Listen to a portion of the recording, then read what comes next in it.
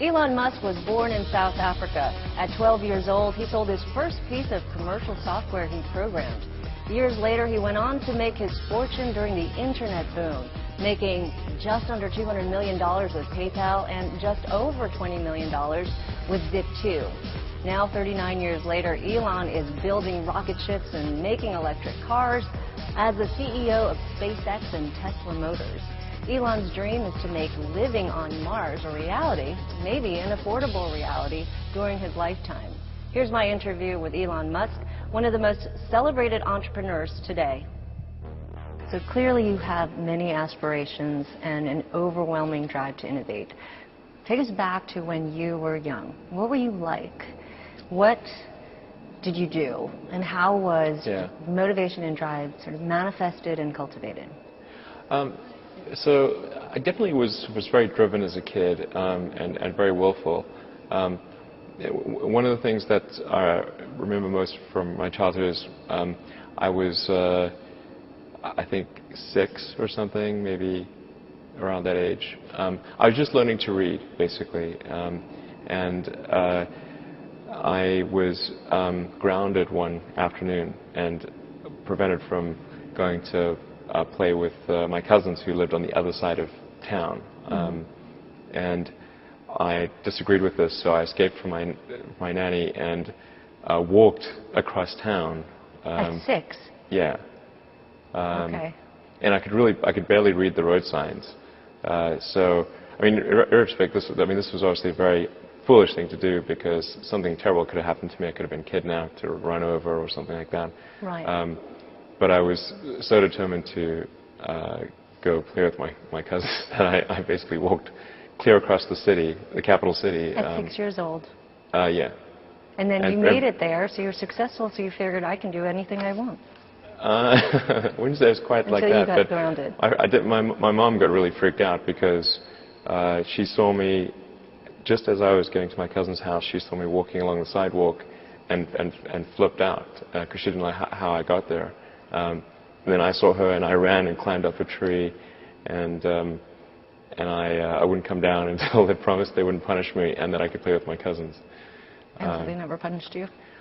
I didn't get punished, actually, but they didn't let me play with my cousins either. Well, that's good. Yeah. So your parents were influential in some ways. They took care of you, even though they let you, find your way across town by yourself. But how did they influence you? Did they make you read? Did they encourage, education? Did they make you go to science camp? Did they make you build things?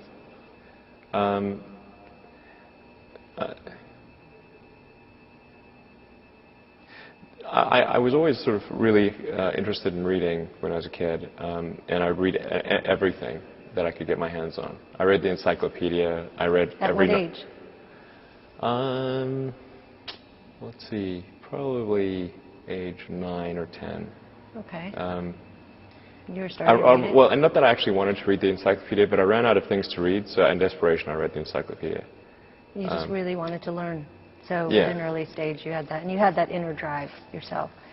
Yeah. So. Well, I just sort of, I got bored easily, and so unless I was doing something like reading or playing a video game or watching TV, and we had like terrible TV in South Africa. It was really bad TV.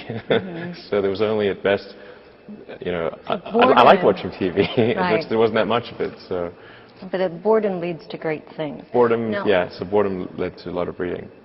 So now, fast forward, Tesla started in 2003? Yeah. Started in 2003. Wow, that is a big fast forward, yeah. Yeah. Well, we could talk about your 20s and 30s. We won't do that. Okay. So going to Tesla. Yeah. So talk about the concept, the idea. What inspired you? Sure. Who was around you to help make this an idea, a reality? Yeah. Actually, if I can go back a little bit to that, a little bit further and say the origins of why electric vehicles. Well, when I was in college, I thought about what are the things that are most going to affect the future of humanity, and the 3 things I came up with were the internet, transitioning to a sustainable energy economy, and that means both production and consumption of energy in a sustainable way, and the third was space exploration. So my interest in electric cars goes back 20 years to when I was in college. And In fact, the original reason I came out to Silicon Valley was to go to Stanford to work on a PhD in applied physics and material science to develop advanced energy storage technologies for electric vehicles. Okay. So this is a really long-standing interest of mine. Right. Goes back to way before 2003. But the thing that kind of spurred things in 2003 was a lunch that I had with Harold Rosen and J.B. Straubel, and that I got this sort of call out of the blue from Harold Rosen. He's a famous guy in space and electric cars. Oh. So he had something called Rosen Motors, but he also worked for Hughes Aerospace, Mm-hmm. And that's kind of how the connection kind of bridged over. And at the lunch, we're just talking about a bunch of things in general, and I mentioned that I had originally come out to California to work on electric vehicle technologies, and then Right. Harold mentioned, told me a bit about his past with Rosen Motors, and then JB mentioned that hey, there's this company called AC Propulsion that has this kind of very rough prototype electric sports car running on lithium-ion batteries, and it's getting really good performance. So I said that sounds interesting, and I thought with the advent of lithium-ion, that really is a sort of a key enabler for electric cars. Right. So JB arranged for a test drive of the AC Propulsion T0 in 2003. How many miles did it go back then? Well, actually, the performance specs of the T0 are very, very similar to the Roadster. Oh. But it's a much more primitive car. It's basically like a kit car. Mm-hmm. It's sort of just a fiberglass. Like a golf cart or something. There's a little bit than a golf cart, but it's not something you could ever sell to people. Okay. Like it didn't have a roof. Okay. It didn't have any safety systems. Mm-hmm. It was very expensive and hand built. Mm-hmm. So I tried to convince the AC Propulsion guys to commercialize the T0 and said, hey, I'm willing to fund you if you want to commercialize the T0, but it just wasn't of interest to them.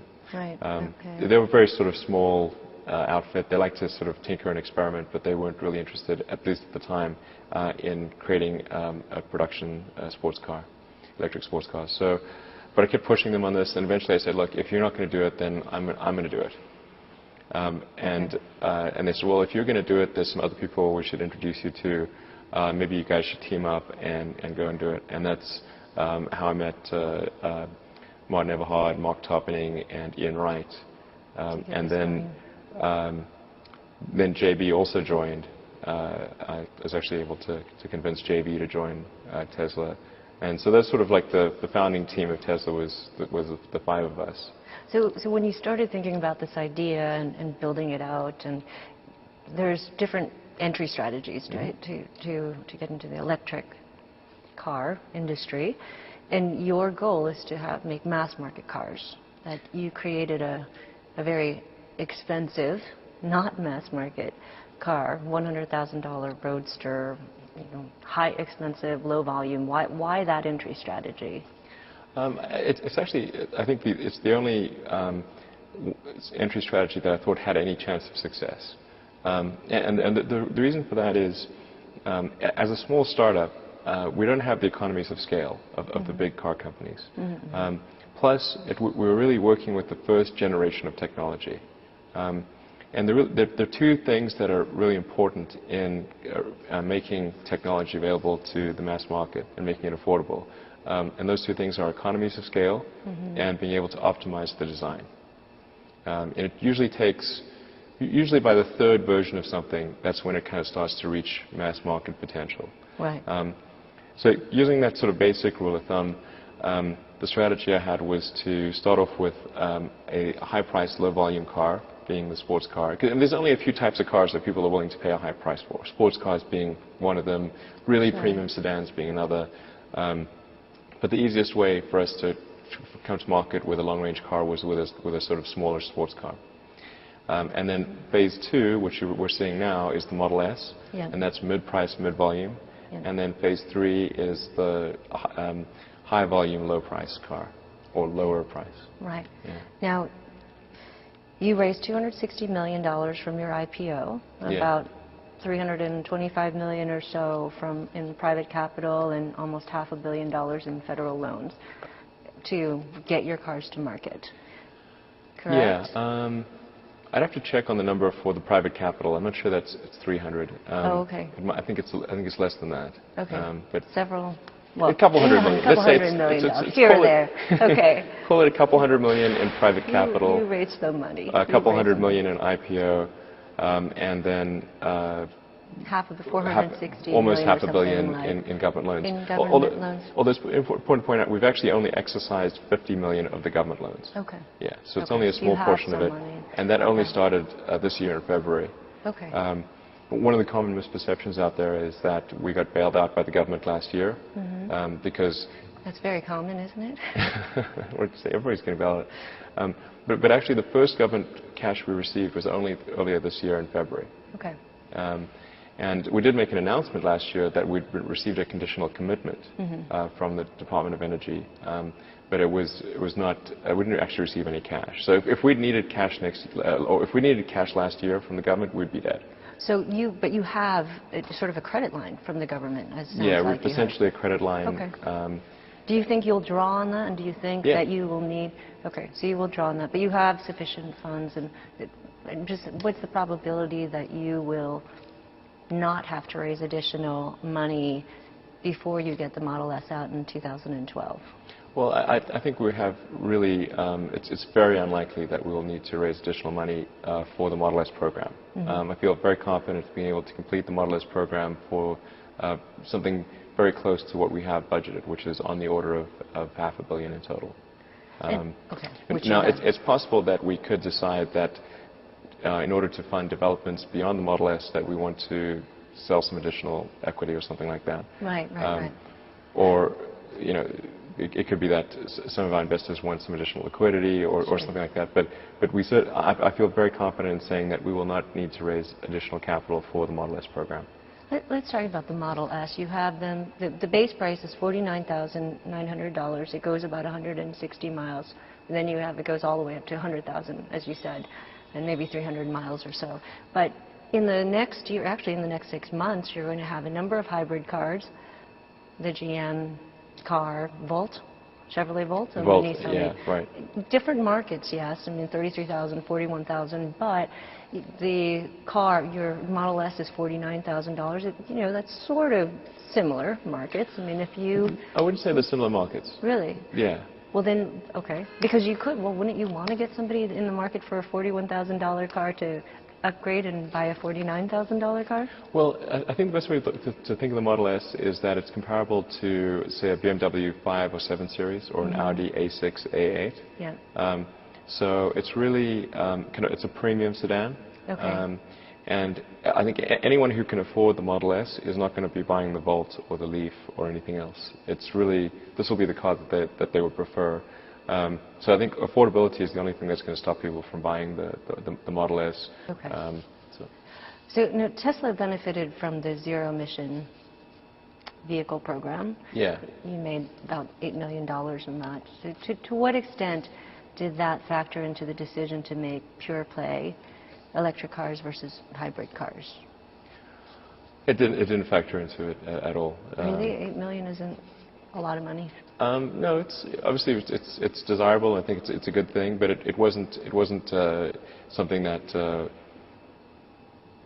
drove our decision. I mean, we really wanted to make zero-emission vehicles, and the ZEV credit thing is helpful in us succeeding in doing that. I mean, we could succeed, I think, without the ZEV credits, but the ZEV credits definitely help. You wouldn't have done it if you would have done it if the credits weren't there. Correct. But nonetheless, we're still grateful for the credits, and they're certainly helpful. I'm sure. But I mean, the car would be profitable even without the ZEV credits. Is the company profitable today? When is it going to be profitable? Well, if Tesla if all Tesla did was make sports cars, if we were just a niche sports car maker and sold powertrains to other car companies, we would be profitable today. So we're running right now around 20 to 22% gross margin. So any company that's running sort of on the order of 20% gross margin can be profitable if their business, as long as they don't try to grow their business too fast. But in our case, we are growing our business very fast. We're talking about increasing our production volume from roughly 500 cars a year to 20,000 cars a year. That's a factor of 40 increase in 3 years. Yeah. So in 3 years, do you think, are you going to be profitable? Are you telling Wall Street you're not going to be profitable for the next 3 years? Or? Correct. Yeah, we have. Yeah. And it's not really possible to be profitable because essentially what we're saying is we're going to take $500 million in R&D and tooling and that kind of thing and spend that over the next, say, roughly 10 quarters. So that's an average of R&D and tooling expense of $50 million a quarter. Okay. Let's talk about your strategy, your distribution strategy. That's something that you're innovating there as well. You hired the head of a veteran at the Apple and Gap stores. That says a lot about your strategy, as opposed to hiring someone that's a veteran in dealerships. Sure. What's your strategy there? Well, I think for a lot of people, the car buying experience is quite negative. They don't look forward to buying a car. And I think we want to try to have a fundamentally superior consumer experience from the moment you think about buying a car to the actual acquisition, the ownership, the service. We're really trying to achieve something that is substantially superior to what people have experienced in the past. So we don't want to. That's why we don't sort of inherit, what was done in the past, because it's not good. I mean, I think if you were to ask most people, what's the worst retail experience you had? I mean, for a lot of people, that's buying a car. So not something you want to emulate. No, that's a on the other side of the spectrum, innovation. you have I think Apple is arguably the best on the retail front, where people are really drawn to an Apple store. Gap is also excellent in that regard. And so that's, better to emulate their approach than to try to copy the old way of doing business. So at Vader, we have many entrepreneurs watching this program, and they're always interested in how someone fundraises. And you raised money for a car, and you've never had any experience building a car. You had the passion. So was it difficult to raise the money for Tesla, or is it because you already put $100 million into SpaceX and had enough money? Did that make it easier to bring new investors into your venture? Well, I think I had the advantage initially of having the capital from PayPal, and so I was able to do all of the initial funding myself. For Tesla? Okay. Or almost all, I shouldn't say all, but like 90% of it. And then there were some other investors. There were some minor venture investors in the beginning. So not very. But essentially, I did almost all the initial investment myself. Okay. And with that initial investment, the first thing we did was to try to get a working prototype. How much was that? Did you put in for the working prototype, an initial investment? I think it took us. Well, I did most of the Series A and Series B. I think I put in probably about $15 million or something like that. Now, Toyota just put in $50 million into your company, and Daimler also invested $57 million. What are these big car makers learning from Tesla? Well, the relationship in the case of Daimler is that we provide them with battery packs and chargers for their smart car and their electric A-Class, and also for some of the vehicles in their Freightliner truck division. So that's we're essentially a powertrain supplier to them, and then Daimler also allows us to access some of their supply chain for parts in the Model S. So some of the components in the Model S will be from the Mercedes supply chain, which is obviously a great supply chain. And then Daimler also wanted to own a portion of Tesla, and so they invested $57 million. Right. But it's worth noting that they didn't sell any shares at the IPO. So they actually had a threefold return of their stock, and if so, they could have sold a portion of their stock, recovered all of their cash, and still had a 2x return available. But they haven't sold any shares. And then Toyota, it's a similar sort of relationship. They are we're going to be providing the powertrain for the electric RAV4, Okay. That's due out in 2012. And we also purchased the NUMMI plant, which was 50% owned by Toyota. Congratulations. Thanks. And then also Toyota invested $50 million at the IPO. Right. So I think we certainly have great votes of confidence Right. and validation from. Yes, you do. You know, in the case of Daimler, Daimler is the company that invented the internal combustion engine car. In the case of Toyota, they are the biggest car company in the world and the leader in hybrid technology. To have both, you know, such great partners is, I think, a strong endorsement of Tesla. Validation. Yeah. If Tesla bought GM, how would that company look different?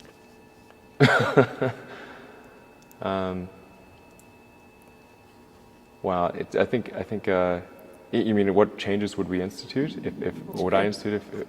How would GM look differently? You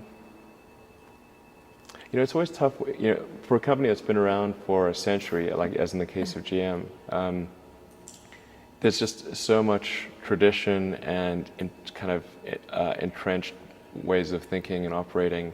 I think it's very difficult to sort of change GM.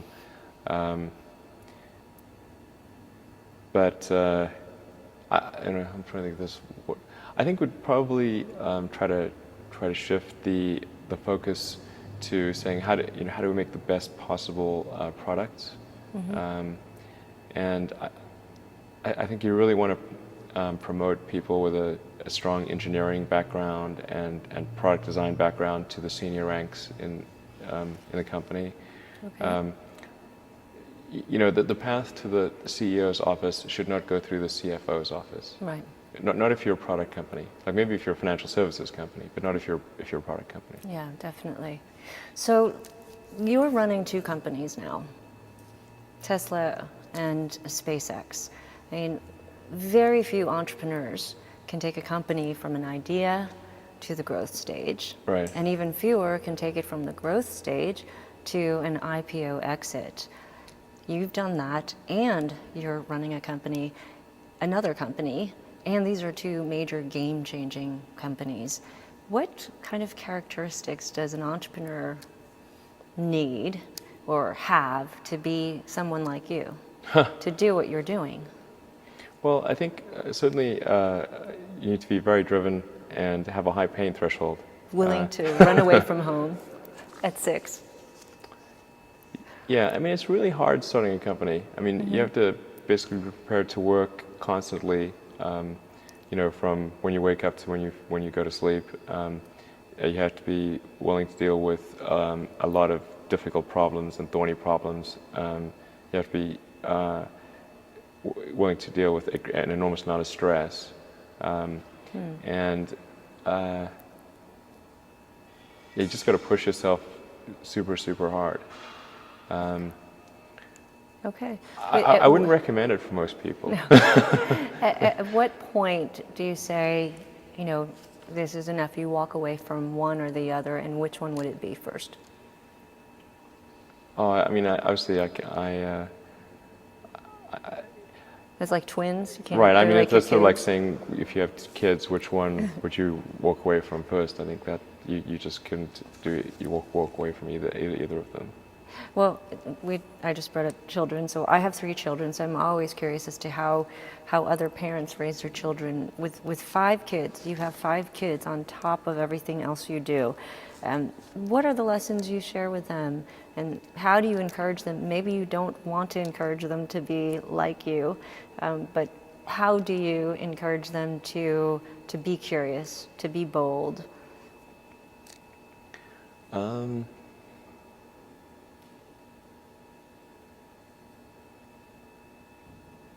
Well, I do encourage them to ask questions. You know, that like a lot of kids go through this kind of like why stage. You know, you have this sort of chained whys. You know, so let's say why, you know, why is something this way, and then you answer, and they say, well, why is that? Why is that? Why is that? And I think answering those questions gladly and really encouraging them to ask more questions is definitely a good idea. You want to encourage curiosity. You want to encourage tenacity. And you know, just sort of yeah, just kind of reward them with praise when they demonstrate kind of good traits. Do you want them to carry on your legacy and follow in your footsteps and maybe be the ones to witness the colonization in Mars? And I think it would, it would be nice if say at least one or two of the 5 boys wanted to do something in space or automotive or something like that. You'll let them choose. Yeah, definitely let them choose. Let's talk about space. And I'm sort of, I am of the school of thought of like Gates and Buffett, which is to, I think it's, you don't want to, you want to, I think, leave most of your wealth to sort of charity, I think, and rather than try to create a legacy empire.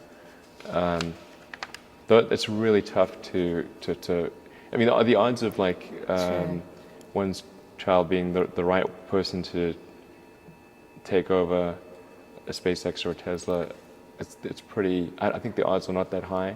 It's possible, but the odds are not that high. Let's just talk about SpaceX really quickly. You're now winning contracts to shuttle stuff right, in to replace the space shuttle. Yeah, so congratulations on that. So is SpaceX essentially a trucking freight company in space, which is like a good FedEx commercial. For space. You're FedEx for space. It's a commercial endeavor, or is it a pioneering company, next frontier company, which most, probably it will not return you anything for that type of ambitious. Well, I should point out that SpaceX has been profitable for the past 3 years by a small margin. Hopefully, we'll be profitable this year as well. But is it a bigger? So, is it a frontier company or is it a commercial company? Or is it both? Well, I think it's kind of both. Okay. We're really pushing the boundaries. I think we've got the most advanced rocket in the world with our Falcon 9. NASA has chosen to outsource the cargo transport function of the space shuttle to SpaceX, primarily to SpaceX. And with the announcement this year from President Obama, they're actually going to outsource astronaut transport also to the commercial sector, which is, I think, likely to be primarily SpaceX. So, great. That's certainly pushing the envelope, but we would like to go beyond that and ultimately help transport people and cargo to Mars and be part of extending life beyond Earth. Those are, I think, are great things. Now, if you ask me, like, what's the business model for that, I'm not entirely sure. But you think that's going to happen in 20 years? I am hopeful that the first people go to Mars in less than 20 years. This is aspirational and not predictive. So is extending life beyond Earth and getting to Mars, is that enough for you? Or because you're a big thinker, you think about big engineering problems, I'm pretty sure that the oil guys could use your help. And maybe you could think of some smart engineering around oil rigs. And maybe there's something around deep sea exploration that could be very innovative. But is there a future beyond space, or is that really going to occupy the rest of your time? Are you done? Obviously that's a big endeavor, you're not done, but that's... Yeah, I mean, I think both with Tesla and SpaceX and also with Solar City, there's just a huge amount of, there's a long way to go. And particularly if you consider that the goal for SpaceX is to help make life multiplanetary, that is just a huge endeavor, and we have an enormous distance to travel, literally. Yes. So, will you be living next to Richard Branson in your neighborhood? Maybe. Yep. All right, last question. 3 pieces of advice to entrepreneurs. What are your 3 pieces? I'm an entrepreneur, so you can share them with me. Okay. How would you advise me? Well, first of all, I really need to give some thought to, like, how can I provide advice that would be most helpful? And I'm not sure I've given enough thought to that to give you the best possible answer. But I think certainly being focused on something that you're confident will have high value to someone else and just being really rigorous in making that assessment, because people tend to, a natural human tendency is wishful thinking. So a challenge for entrepreneurs is to say, well, what's the difference between really believing in your ideals and sticking to them versus pursuing some unrealistic dream that doesn't actually have merit? And that is a really difficult thing to tell. Can you tell the difference between those two things? Right. You know? So you need to be sort of very rigorous in your self-analysis. I think certainly extremely tenacious, and then just work like hell. I mean, you just have to put in, 80 to 100-hour weeks every week. Gosh, and that's then a lot of work. All those things improve the odds of success. Okay. I mean, if other people are putting in 40-hour work weeks and you're putting in 100-hour work weeks, then even if you're doing the same thing, you know that in 1 year you will achieve what they achieve. You will achieve in 4 months what it takes them a year to achieve. Okay. I like your work ethic. So, all right. Thanks, Elon.